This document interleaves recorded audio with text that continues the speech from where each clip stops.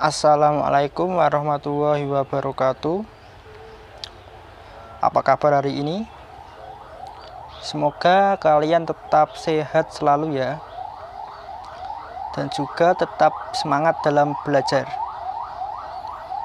Meskipun masih dalam situasi belajar di rumah seperti sekarang, semoga kedepannya kita dapat belajar bersama-sama di ruang kelas seperti tahun-tahun yang lalu.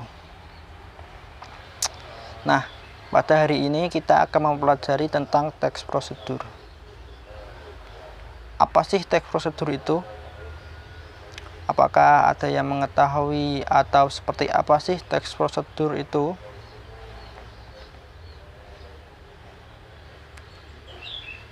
Nah, kalian pasti tidak asing dengan teks yang berada pada gambar tersebut.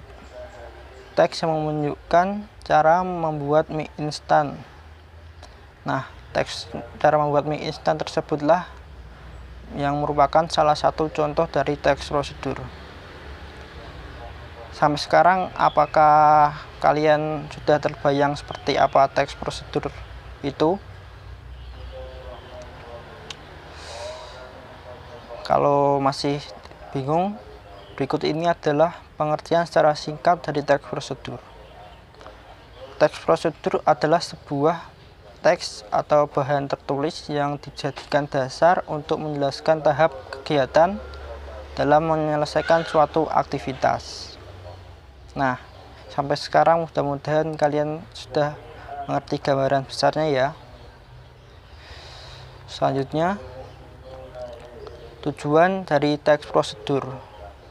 Teks prosedur juga seperti teks-teks yang lain yang mempunyai tujuannya tersendiri.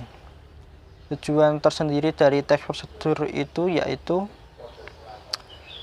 untuk menjelaskan bagaimana kegiatan harus dilakukan agar pembaca dapat secara tepat dan akurat mengikuti sebuah proses membuat sesuatu atau melakukan sesuatu pekerjaan serta menggunakan suatu alat. Semoga kalian sudah mengerti. Selanjutnya, teks prosedur juga tidak hanya ada satu jenis saja, melainkan teks prosedur memiliki 3 jenis.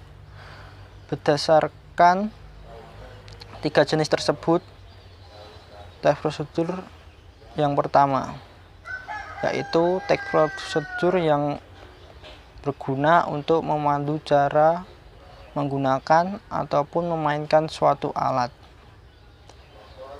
seperti cara memainkan alat musik, cara memainkan alat memasak, dan sebagainya. Yang selanjutnya, teks prosedur untuk memandu cara membuat sesuatu. Teks yang satu ini dilengkapi dengan bahan, cara, dan juga langkah-langkah. Dan yang terakhir, teks prosedur untuk memandu cara melakukan sebuah kegiatan, seperti cara menari, cara melakukan senam. Itulah jenis-jenis dari teks prosedur. Diingat selalu ya. Selanjutnya, ciri-ciri khusus dalam teks prosedur. Teks prosedur memiliki beberapa ciri khusus yang membedakannya dengan jenis teks yang lain. Di antaranya yaitu menggunakan pola kalimat imperatif atau pola kalimat perintah yang harus ditaati dalam pelaksanaan teks prosedur. Yang kedua, terdapat panduan langkah-langkah yang harus dilakukan.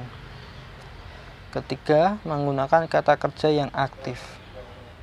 Yang keempat, menggunakan kata hubung atau konjungsi untuk mengurutkan kegiatan. Yang selanjutnya, terdapat aturan atau batasan dalam hal bahan atau kegiatan yang dilakukan.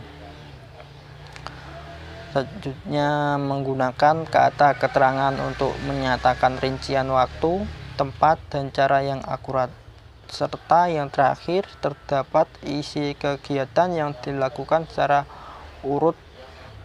Sedangkan jika kegiatan tidak dilakukan dengan urut disebut sebagai tips. Kemudian teks prosedur juga memiliki struktur penulisannya. Seperti teks-teks yang lain, teks prosedur juga memiliki teks struktur.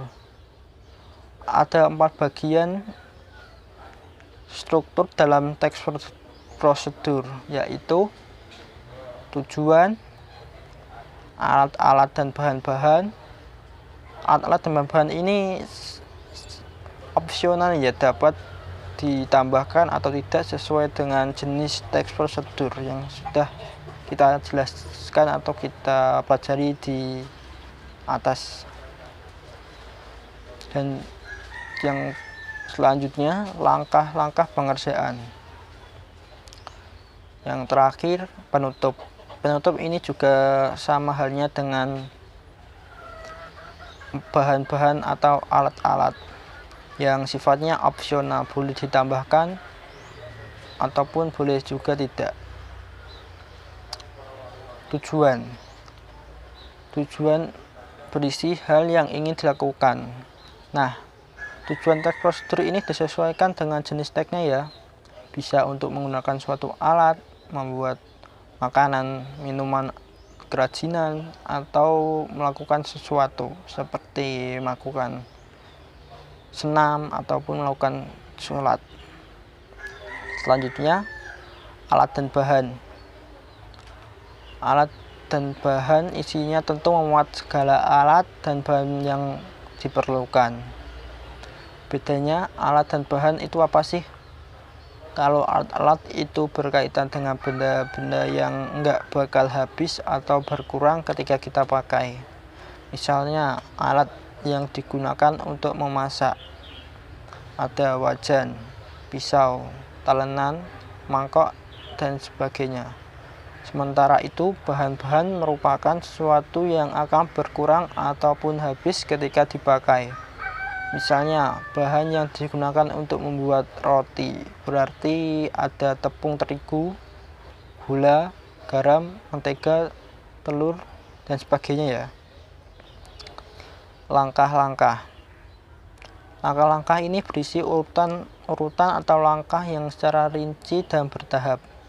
Jadi step by step gitu. Hal ini bertujuan untuk membuat suatu kejadian menjadi runtut sehingga tujuan teks prosedur bisa tercapai. Yang terakhir, penutup atau simpulan. Terakhir ada penutup atau kesimpulan. Isinya ya berupa simpulan dari prosedur yang udah dilakuin ya. Bagian ini juga biasanya berisi harapan atau manfaat yang didapat jika langkah-langkah pada teks prosedur dilakukan dengan baik. Untuk mengingatkan, penutup atau simpulan ini sifatnya opsional ya, dapat ditambahkan ataupun dapat tidak. Berikut ini adalah contoh dari teks prosedur. Inilah yang termasuk bagian dari tujuan teks prosedur. Mie instan merupakan salah satu alternatif jika kita sedang tidak memiliki makanan karena proses memasak yang mudah, tapi rasanya juga tidak kalah enak dengan masakan-masakan yang lainnya. Oleh karena itulah banyak orang yang menyukainya, terutama para anak muda yang sedang tinggal sendiri atau merantau. Berikut ini adalah cara membuat mie instan dengan cepat. Yang saya sebutkan di atas merupakan tujuan dari teks prosedur. Selanjutnya, alat-alat dan bahan. Mie instan, kompor, panci, dan air. Berikutnya, langkah-langkah. Inilah yang dinamakan langkah-langkah dalam teks prosedur. Pertama, rebus mie dalam 400 cc air atau setara 2 gelas. air mendidih selama 3 menit sambil diaduk. Masukkan telur, sosis, dan sayuran. Opsional. Yang ketiga, sementara mie direbus, campurkan bumbu, minyak bumbu, kecap manis, dan bubuk cabai ke dalam piring. Yang keempat, tiriskan mie, kemudian campurkan mie ke dalam campuran bumbu di piring, diaduk hingga merata. Yang terakhir, mie instan lezat siap disajikan. Kesimpulan, jadi seperti itulah proses membuat mie instan. Mudah kan? Kesimpulan ini sifatnya opsional ya, boleh ada boleh tidak.